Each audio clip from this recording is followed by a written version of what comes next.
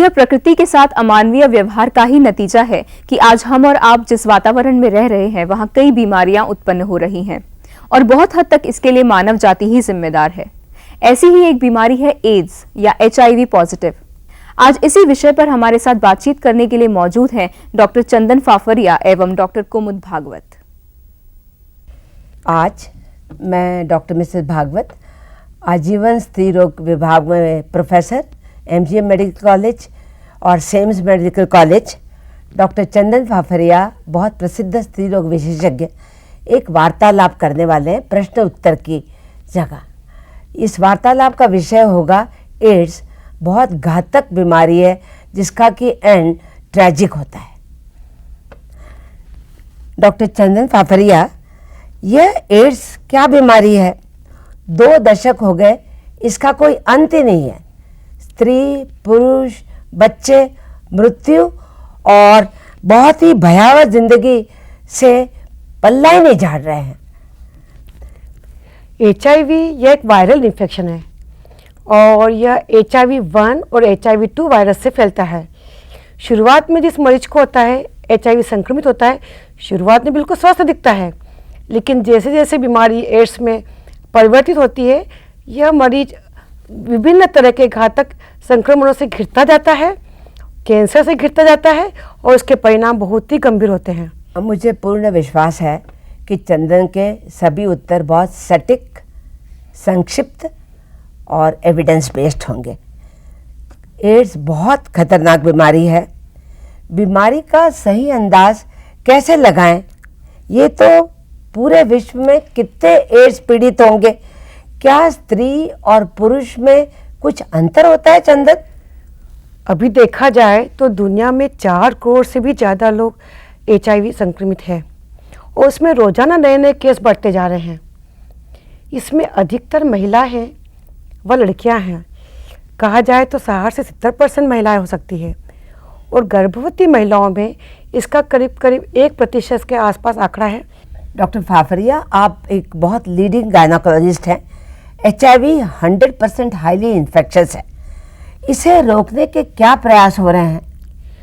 HIV संक्रमण एक गंभीर समस्या है और इसे रोकने के लिए हमें हर तरीके से प्रयास करना चाहिए, क्योंकि इसके रोकने के उपाय भी सरल है और ये किए भी जा सकते हैं। क्योंकि ये संक्रमण हवा से नहीं फैलता है, अधिकतर जो फैलता है असुरक्षित यौन संबंध से होता है और ज़्यादातर उनमें जिनके कि मल्टीपल सेक्सुअल पार्टनर होते हैं। ये इन्फेक्शन ज़्यादातर युवाओं में हो रहा है और इसे हमें रोकने के हर तरह से प्रयास करना चाहिए। यदि हम भविष्य का सोचें तो क्या होगा? क्या वृद्ध माता पिता रहेंगे? छोटे छोटे बच्चे रहेंगे? इन युवाओं का क्या होगा? ये तो एक बड़ा ही दुखद स्वप्न लगता है। जो पुरुष होता है बायोलॉजिकली पॉलीगैमस है, उनके एक स्त्री से अधिक सेक्सुअल रिलेशंस होते हैं। ये सेक्सुअल रिलेशंस प्रोस्टिट्यूट के साथ हो सकते हैं, गर्लफ्रेंड्स के साथ हो सकते हैं, कॉल गर्ल के साथ होते हैं या 1 नाइट स्टैंड में भी होते हैं। वहाँ से वो एड्स को कॉन्ट्रैक्ट करेगा और अपनी वाइफ को देगा और एड्स फैलता जाएगा। अब प्रोस्टिट्यूशन बाहर विदेशी कंट्रीज में भी होता है, पर वहाँ पे बहुत सख्त कानून है और प्रोस्टिट्यूशन का हेल्थ चेकअप होता है, इसलिए फैलने का डर कम है। पर अपने इंडिया में ऐसे कोई कानून नहीं है या कानून का अच्छा उपयोग नहीं होता, इसलिए एड्स बहुत फास्ट फैल रही है। अब चंदन, HIV का ट्रांसमिशन मोड क्या है? ये आंधी की तरह फैल रही है। कितने प्रकार से HIV आक्रामक हो सकती है? हमारे देश में जो सबसे ज़्यादा HIV फैल रहा है वो असुरक्षित यौन संबंध से फैल रहा है और ज़्यादातर उनमें जिनके कि मल्टीपल सेक्सुअल पार्टनर रहते हैं। हर साल बाहर ये 0.1 से 1% तक फैलने का डर रहता है और हमारे देश के सभी कारणों में से ये 70 से 80% कारणों में यही कारण बनता है और इसी से HIV संक्रमण फैल रहा है। और इसको रोकने के प्रयास भी कितने सरल है। या तो इसको जो कारणों से हो रहा है उसको वहीं रोका जाए या इसमें कंडोम के इस्तेमाल से भी इसको रोका जा सकता है। दूसरा इसका प्रमुख कारण है ब्लड ट्रांसफ्यूज़न, ब्लड के प्रोडक्ट का ट्रांसफ्यूज़न, आर्गन ट्रांसप्लांटेशन और आर्टिफिशियल इंसेमिनेशन। ये जो सब तरह से होता है, यदि हम किसी संक्रमित HIV मरीज का ब्लड हम किसी और को देते हैं तो उसको भी HIV संक्रमण होने का डर 90 से 95% रहता है, और ये भी हमारे कानूनों में से करीब 5 से 7% बनता है। परंतु सरकार ने कुछ नियम बना दिए हैं इसे भी रोकने के लिए कि जैसे हम यदि किसी का खून चढ़ाते हैं तो पहले उस डोनर का HIV एंटीबॉडी हम लोग स्क्रीन करते हैं। उस डोनर का यदि HIV संक्रमित नहीं मिलता है तब भी हम इसको अपने मरीज को चढ़ाते हैं। इस तरह से हमने अपने प्रयास में पूरी तरह से ब्लड ट्रांसफ्यूजन से होने वाले संक्रमण को रोक दिया है। फिर इसका एक कारण और भी है, गर्भवती संक्रमित HIV महिला से उसको बच्चे को होना। यदि महिला गर्भवती होगी तो उसके बच्चे को फैलने का डर 20 से 40% तक रहता है, और इसे भी हम रोक सकते हैं। यदि ये महिला गर्भवती शुरुआत में आ गई तो हम आखिरी के 6 महीने इनको कुछ दवाइयाँ दे सकते हैं। जब इनका गर्भ 9 महीने तक जाता है तो हम इनको बिना दर्द के पहले इनका सिज़ेरियन डिलीवरी कर सकते हैं, और सिज़ेरियन डिलीवरी के बनने के बाद जो बच्चा होता है इसको भी हम माँ का स्तनपान नहीं कराते हैं। इस तरह से हम तीनों स्टेज में इस बच्चे को हम संक्रमित होने से रोक सकते हैं। और ये संक्रमण रोकने का तरीका माँ से बच्चों को 99 से 100% तक इस बीमारी को बच्चे को रोक सकते हैं। पर ये बीमारी माँ को क्यों, ये दवाइयाँ माँ को क्यों नहीं करती है, इसी बच्चे को भी संक्रमित होने से रोकती है। इसका और कारण और भी है, जो IV ड्रग यूजर्स, किसी कारण से यदि कोई मरीज IV ड्रग लेता है या IV ड्रग का एडिक्ट होता है, वो भी यदि संक्रमित सिरिंज से या संक्रमित नीडल से यदि अपने को इंजेक्शन लगाता है उसमें भी HIV होने का डर रहता है। पर इसको भी हम रोक सकते हैं कि वो सब हर जगह डिस्पोजेबल सिरिंज और नीडल को यूज़ करें। उसके बाद एक कारण और बताए, जैसे कि कोई HIV पॉजिटिव मरीज हो और उसको जो स्वास्थ्यकर्मी उसको देख रहे हैं या चिकित्सक देख रहे हैं, यदि उस मरीज की नीडल उस अटेंडेंट को लग जाती है या देखभाल करने वालों को लग जाती है तो उनको भी ये संक्रमण होने का डर रहता है। लेकिन उसको भी हम रोक सकते हैं बाद में कि पता होने पर कि ये मरीज HIV संक्रमित है तो उस डॉक्टर को, चिकित्सक को या उस स्वास्थ्यकर्मी को हम कुछ दवाई का डोज 1 आधा महीने का दे सकते हैं, जिससे उनमें भी हम संक्रमण होने से रोक सकते हैं। तो हमारे काफ़ी कारणों से ये फैलता है और सभी के रोकने के उपाय काफ़ी तरह से सुरक्षित मान सकते हैं हम। चंदन, आपने HIV पॉजिटिव की देखभाल बहुत अच्छी तरह बताई, बहुत अच्छे गाइडलाइंस, बहुत अच्छे प्रोटोकॉल्स दिए, पर इसकी पूरी टीम कौन देखभाल करेगा? संपूर्ण जीवन सावधानी रखनी पड़ती है, शारीरिक, आर्थिक और मानसिक रूप से भी परिवार टूट जाता है।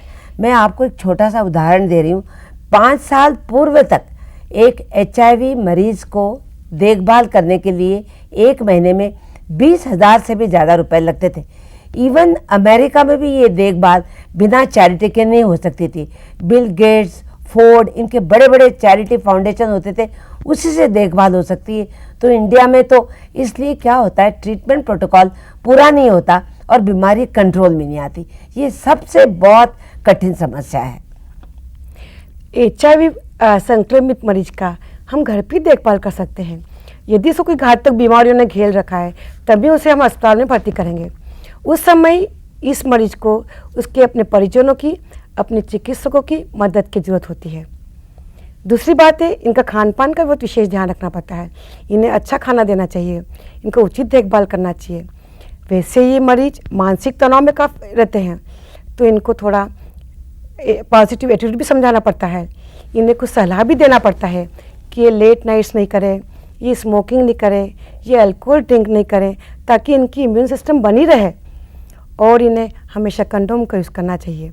गवर्नमेंट की रोकथाम के लिए क्या पॉलिसी है? वैसे हमारी सरकार ने नेशनल एड्स प्रिवेंशन और कंट्रोल पॉलिसी बनाई है, जिनमें मरीजों का घर पे भी देखभाल करने में मदद करती है और जब ये अस्पताल में भर्ती होते हैं तब भी इन्हें देखभाल करने में मदद करती है। इसके अलावा यदि ये मरीज अनेक तरह के घातक इन्फेक्शन से घिर जाते हैं तब हमारी राज्य सरकार भी एड्स कंट्रोल जो सोसाइटी है वो इनके दवाइयों की निःशुल्क व्यवस्था करती है, इनके परामर्श के लिए व्यवस्था करती है। इस बीमारी का अंत तो ट्रेजेडी है। माँ, बाप और बच्चे मृत्यु का शिकार हो जाएंगे। माता, पिता, बहन, भाई मानसिक रूप, आर्थिक रूप से टूट जाएंगे। शुरुआत में जैसे HIV पॉजिटिव होता है बिल्कुल स्वस्थ दिखता है, पर करीब 8 से 10 साल करीब लगते हैं कि ये बीमारी एड्स में कन्वर्ट हो जाती है, और बच्चों में ये उम्र और भी कम होती है, कम समय में ये एड्स में परिवर्तित हो जाते हैं। पर एक बार जैसे बीमारी लग जाती है, इसका कोई स्पेशल ट्रीटमेंट नहीं है, इसको हम लाइफ को सिर्फ प्रोलॉन्ग ही कर सकते हैं, और इस बीमारी को हम किसी भी तरह से जड़ से ख़त्म नहीं कर सकते हैं। ये HIV इन्फेक्शन रहेगा, एड्स में परिवर्तित होगा, और बाद में इसके घातक परिणाम होंगे ही।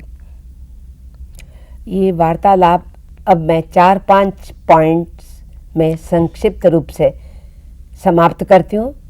सबसे इम्पॉर्टेंट पॉइंट मैं ये बताना चाहती हूँ कि socio economic condition, per capita income, literacy rate, education और फैमिली साइज पे हम चिकित्सकों का कोई भी कंट्रोल नहीं है। जो कुछ पॉइंट्स मैं सजेस्ट करना चाहती हूँ जिससे कि इस बीमारी पे नियंत्रण अच्छी तरह हो सकेगा, वो पॉइंट नंबर 1 ये है कि शादी के पहले रजिस्ट्रेशन होना ज़रूरी है, और उस रजिस्ट्रेशन में हर एक कपल का HIV टेस्टिंग करना चाहिए।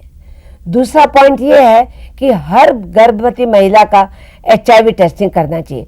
सिर्फ HIV टेस्टिंग करने से कुछ नहीं होता, वो HIV रिपोर्ट कलेक्ट करने आए, और अगर वो HIV पॉजिटिव हो तो उसका ट्रीटमेंट किया जाए, और हस्बैंड का भी HIV टेस्टिंग करना चाहिए।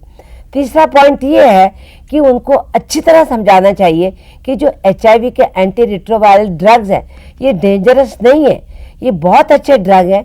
इससे माता का, पेट में गर्भस्थ बच्चे का, सबका बहुत अच्छा इलाज हो सकता है, और जो शिशु पैदा होगा वो एड्स फ्री होगा। और चौथा पॉइंट ये है कि बहुत दफ़ा ये ड्रग थोड़े खतरनाक है, और ये एक ड्रग से ज़्यादा 3 से 4 ड्रग्स भी लेने पड़ते हैं, तो उदास नहीं होना चाहिए, ट्रीटमेंट कंटिन्यू करना चाहिए। एक बहुत अच्छे शुभ संदेश आ रहे हैं कि पहले क्या था, लाइफ स्पैन जो होता था HIV मदर का 4 या 5 साल होता था, उसमें अगर 2 बच्चे हुए तो 100% अनाथ बच्चों को छोड़ के जाती थी। पर अब मैं विश्वासपूर्ण कह रही हूँ कि एक HIV पीड़ित स्त्री 15-20 साल तक अच्छी तरह, अच्छी जनरल कंडीशन में रह सकती है, और अगर वो बच्चा पैदा करने के बाद 15-20 साल रह जाए तो बच्चे का एजुकेशन कंप्लीट हो जाता है, बच्चा इकोनॉमिकल साउंड हो जाता है, और वो भी बहुत हंसी खुशी से जीवन को अपोज करती है। चंदन, अपन ने रोकथाम के उपाय सोच लिए, इसके मोड्स ऑफ ट्रांसमिशन सोच लिए, इसका अंत क्या होता है, पर इस HIV एड्स की नेचुरल हिस्ट्री क्या है? बिल्कुल, शुरुआत में तो मरीज को इस संक्रमण का अंदाज भी नहीं चलता है, और इस संक्रमण का रिस्की बिहेवियर को समझने के लिए बड़ी मुश्किल आती है, क्योंकि जब संक्रमण होता है तब तो या तो मरीज को कोई तकलीफ ही नहीं होती है, यदि होती तो बहुत ही हल्की फुल्की तकलीफ होती है, जैसे कि सिर दर्द, बुखार, दस्त, स्किन रैशेस होना, जिसको हम मामूली एक फ्लू की तरह की समझते हैं, और उसका साधारण ये 8 से 15 दिन में ठीक भी रहता है। और जब हम खून की जांच यदि HIV एंटीबॉडीज जांच करवाएं तो वो भी इस समय नेगेटिव आएगी, क्योंकि हमें मालूम है कि जब ये संक्रमण होता है और HIV एंटीबॉडी डेवलप होने में कम से कम 2 से 3 महीने लगते हैं। इसको हम विंडो पीरियड बोलते हैं, और इस विंडो पीरियड में हम जब भी खून की जांच करेंगे हमारे सब टेस्ट नेगेटिव आएगी। तो कोई नया टेक्निक नहीं आया इस विंडो पीरियड के लिए? हाँ, एक नया टेक्निक जरूर आया है जिसको बोलते हैं HIV PCR टेक्निक। इस टेक्निक से हम विंडो पीरियड में भी ये HIV संक्रमण लगाने की कोशिश कर सकते हैं, लेकिन ये टेस्ट भी इतना रूटीन में नहीं आया है कि हम हर मरीज के लिए कर रहे हैं। कॉस्टली भी बहुत है, कॉस्टली भी बहुत है, बहुत कॉस्टली। अब मैं आपको एक लास्ट क्वेश्चन पूछती हूँ। आपको पता है कि कपल HIV पॉजिटिव है, हस्बैंड भी HIV पॉजिटिव है, वाइफ भी HIV पॉजिटिव है। अब आप उनकी जो ड्रग, स्पेसिफिक ड्रग्स आप HIV के लिए दोगे वो तो है ही है, पर उनकी जनरल हेल्थ की निगरानी कैसे करोगे? हाँ, HIV संक्रमण की जनरल देखभाल बहुत अच्छी होना चाहिए। इन्हें नियमित व्यायाम करना चाहिए, इनका खान पान अच्छा होना चाहिए, इनको फ्रेश फ्रूट्स, अच्छी सब्जियां हमेशा धुली हुई मिलना चाहिए, इनके खाने में अंकुरित भी होना चाहिए, इन्हें कम कम और बार बार खाना देना चाहिए। इनका जो पानी होता है वो भी या तो अच्छा उबला होना चाहिए या अच्छी साफ मशीन से साफ़ किया पानी होना चाहिए। और हम जैसे सोचते हैं कि नियमित व्यायाम का तो जीवन में बहुत ही महत्व है, इन्हें नियमित व्यायाम करना चाहिए जिससे इनकी इम्यून सिस्टम अच्छी डेवलप होती है, इनको अच्छा एहसास होता है, इनको अच्छी भूख लगती है, और इनकी आयु प्रोलॉन्ग होती है, अच्छे लंबे समय तक ये अच्छी तरह जी सकते हैं। एड्स का मतलब ही ये है कि इनको किसी भी बीमारी से लड़ने की इनमें क्षमता नहीं रहती। इनको दूसरी न्यूमोनिया हो जाता है, इनको हर्पीज हो जाता है, इनको ट्यूबरक्लोसिस हो जाता है, इनको डायरिया हो जाता है, इनको डिसेंट्री हो जाती है। इसलिए अगर किसी को डिसेंट्री है, डायरिया है, ट्यूबरक्लोसिस है, उसका वेट घट रहा है, तो उसमें एड्स की टेस्ट बहुत बहुत आवश्यक है और ज़्यादा एड्स के मरीज पकड़े जाएंगे और उनका प्रॉपर ट्रीटमेंट भी होगा। धन्यवाद। सही मायने में इसके उपचार की कोई भी दवा इजाद नहीं की जा सकी है, लेकिन अगर शुरुआती दौर में ही इस बीमारी का पता लग जाए तो काफी हद तक इसकी रोकथाम की जा सकती है। जरूरत है तो समाज की सहानुभूति और सहारे की।